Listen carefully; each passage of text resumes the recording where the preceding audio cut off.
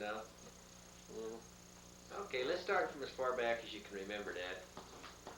Start, can you remember anything earlier than when you got kicked by the colt? Yeah? Okay. Earlier than when Uncle Clarence hid the eggs?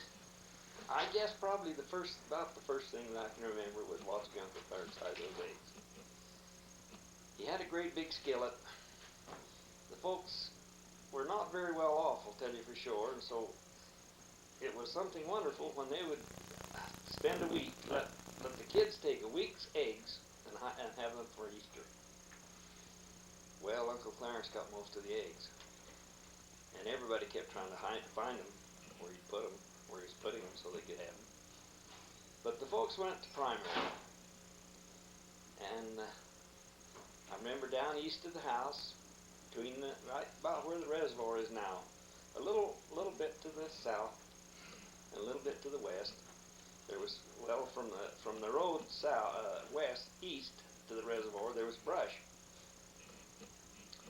and there was no fence there then. And Uncle Clarence took this big pot of eggs, and he dug the brush, moved out in between where there wasn't any brush, and he dug a hole, and he covered it all over, and then he burned a little bit of brush stuff on it where he cut them, where he took them off. Oh, I don't know, I don't think I was over 2.5, maybe 3 years old. But one of those came. Did you still wear a dress then? What? Did little boys still wear dresses then? You bet. Oh yeah, I wore dresses till I was probably 5 years old. Okay. And so as soon as the folks come home, I had to go tell them where Clarence hid his eggs.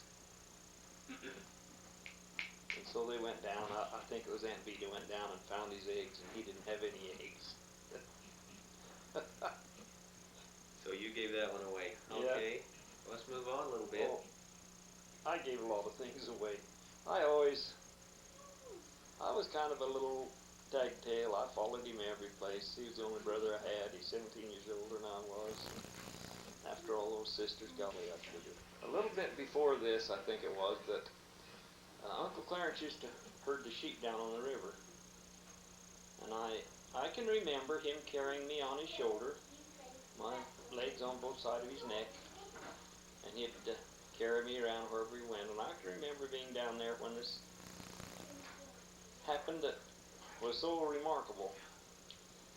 It was raining, little hail was coming down, and I remember him we went up on the hillside, just a little ways, almost at the mouth of Steel Canyon. Now that canyon runs through our place and right down through. And I remember just where is it? You say it runs through our place. It's our draw that goes right through where the little reservoir is, down through the shed, down through Taylor's. That's the steel draw? That's the steel draw. Okay. And it ends up down at the river. And I remember him when it was hailing. He ran and he took me up on his back and took me up on the hill, and there was a ledge, and we got back under that. This must be down in where Connie's place is now. Oh yes. Down in the old Taylor place. I want to take the kids and show them sometime.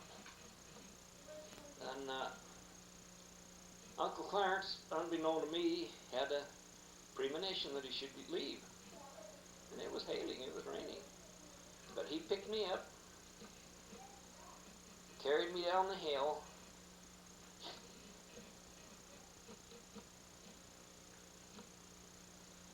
and started up the canyon just a little ways. And a bolt of lightning and thunder came. And we didn't go back that day, but afterwards, and when I was a little older, I remember going back to the place, and all there is left there is just sand rock.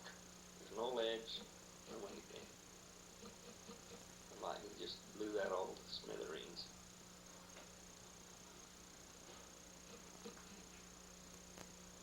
How old were you? About how old when that happened, Dad? I don't think I was much over 2 years old.